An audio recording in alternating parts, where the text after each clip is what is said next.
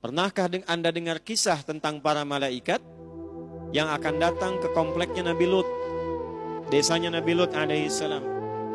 Jadi singkatnya, masyarakat di situ terakumulasi berbuat maksiat dan menantang azab. Sudah disadarkan, diingatkan, malah nantang dan mengancam nabinya. Maka dikabulkan oleh Allah. Malaikat datang, cuman sebelum datang ke tempat itu mampir dulu ke tempatnya Nabi Ibrahim. Nabi Ibrahim itu bersaudara dengan Nabi Lut alaihi wassalam. Nabi Lut itu keponakannya Nabi Ibrahim. Jadi satu masa nabinya dua, cuman beda desa.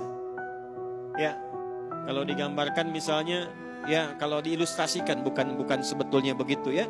Misalnya yang Nabi Ibrahim tugasnya di Bandung, Nabi Lut di Soreang saya. Atau ya demikian, berbeda distrik. Nah begitu datang ke tempat Nabi Ibrahim, tengah malam tuh, malam-malam, Assalamualaikum, Assalamualaikum gitu ya. Nah disingkatnya itu salam, maksudnya Assalamualaikum. Dijawab oleh beliau, Waalaikumsalam warahmatullah. Qaumum munkarun. Ini bukan orang sini. Anda kalau tengah malam jam 2 ada yang di luar rumah, Assalamualaikum, Assalamualaikum. Dibuka tidak? Diintip dulu ya. Begitu diintip, bajunya putih, rambutnya panjang-panjang, ya 3-5 sosok. Assalamualaikum, Waalaikum. Dibuka tidak? Dijawab gak salamnya? Jawab dulu salamnya. Jawab, Assalamualaikum, Waalaikumsalam. Buka dong. Tidak.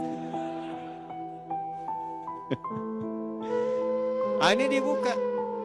Dilihat, oh ini bukan orang sini, orang asing. Kalau orang asing lelah, capek, gak banyak, kemudian ditanya ini dan itu. Silahkan masuk. Langsung pergi ke belakang ke istrinya. Mama, punya menu terbaik apa kita menjamu tamu kita? Kayaknya dari jauh lelah. Faragha ila ahlihi faja'a bi'ijlin samin. Maka pergi ke belakang ke keluarganya, masih sempat-sempatnya bikin gulai anak sapi itu.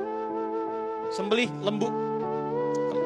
Disembelih, dibikin gulai, dihidangkan. Cuman ya persoalan makin kompleks. Setelah dihidangkan, tamunya nggak nyentuh, gini aja tuh. Lihat ke bawah, kaki nggak napak. Waduh.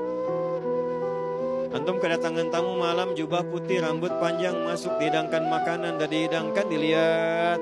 Terus ke bawah, dilihat kaki nggak napak. Kira-kira bagaimana tuh? Hah? Lari apa enggak? Udah nggak sempet. Udah di situ. Hah? Makanya bahasa Qur'annya apa? Fa'aujasa minhum khifah.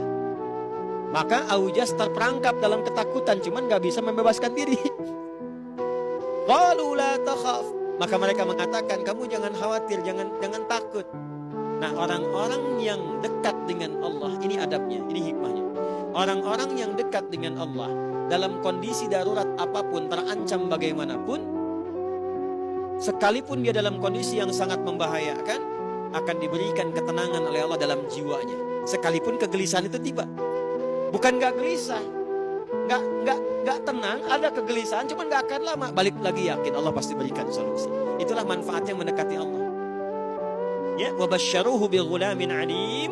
Atas kebaikannya itu, Allah perintahkan pada malaikat untuk mengabulkan doa yang sering dimohonkan, bahwa istrinya Sarah alaihissalam yang divonis oleh medis tidak akan punya keturunan, divonis medis secara klinis monopus dan mandul. Maka atas kebaikannya itu dikabulkan doanya, diberikan kabar gembira akan mengandung dan melahirkan. Ini pesannya apa? Ini fikih doa. Fikih doanya, kalau Anda punya permohonan yang rumit, yang kata orang mustahil untuk dilakukan, maka cari amalan-amalan yang tidak biasa, yang tidak mudah untuk dikerjakan. Apa Anda pikir mudah menerima tamu malam-malam dibikinkan gulai? Dan itu jawabannya besar di hadapan Allah. Kalau permintaannya berat, maka cari amalan yang tidak mudah orang mengerjakan, itu tidak biasa. Bangun malam tahajud yang orang tidak bangun. Puasa saat orang makan, puasa sunnah. Saat orang baca Quran, antum baca Al-Quran. Jadikan itu wasilah untuk mengabulkan doa. Itu rumus yang ada di Quran surah kelima ayat 35. Ya ayyuhalladzina amanu ittaqullaha wabtaghu ilaihil wasilah. Hei orang-orang yang punya iman, tingkatkan takwamu kepada Allah. Dengan takwa itu cari wasilah untuk mengabulkan harapanmu.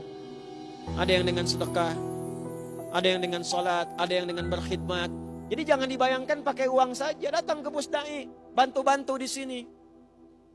Bantu-bantu, coba apa yang bisa dikerjakan. Allah pasti berikan jalan, niatkan wasilah mendapatkan kebaikan. Termasuk Anda yang bekerja mengabdi, niatkan dengan ikhlas. Itu bisa menghilangkan kesulitan. Nanti fikihnya ada di Al-Bukhari. Yang 3 orang sedang berjalan tiba-tiba kena hujan itu, masuk mereka ke dalam gua, batunya menggelinding. Kan mereka bebas dari situ setelah bermohon kepada Allah dengan amal solehnya. Di antum tuh kalau beramal soleh, kita, itu insya Allah nggak akan ada yang sia-sia.